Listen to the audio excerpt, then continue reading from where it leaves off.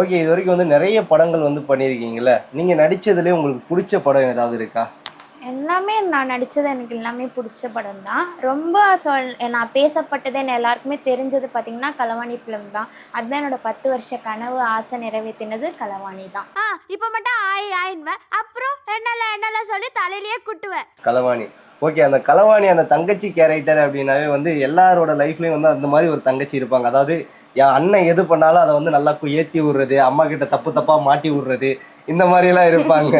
Okay. அந்த படத்த பார்த்துட்டு வந்து நெறைய பேர் உங்கள்ட்ட என்ன சொன்னாங்க? உங்க ஆக்டிங்க பார்த்துட்டு? படத்த பார்த்துட்டு இல்ல, இன்ன வரைக்குமே யாருமே அந்த களவாணி படமாகட்டும், அதில நடிச்ச எல்லா ஆர்டிஸ்ட் ஆகட்டும், முக்கியமா ஹீரோ, ஹீரோயின் ஒவ்வொரு சின்ன சின்ன சீனா இருக்கட்டுமே அந்த படத்தில இதுவரைக்கும் யாருமே அத மறக்கல. ஸோ அந்த அளவுக்கு ரியலிஸ்டிக்கா எங்க சர்குணம் அங்கிள் டைரக்டர் ஆகட்டும், ப்ரொடியூசர் ஆகட்டும் ஒரு நேட்டிவிட்டி சப்ஜெக்ட்டா குடுத்துருக்காங்க. ஸோ அதுதான் அந்த படம் ஹிட் ஆனதுக்கான காரணமும் கூட. அதே மாதிரி தான் எனக்கு ஒரு லைஃப் குடுத்தாங்கன்னா, Sarkunam uncle and producer Azeez sir தான் சொல்லியே ஆகணும். இன்ன வரைக்குமே எல்லாருமே சொல்றது என்ன களவாணி தங்கச்சி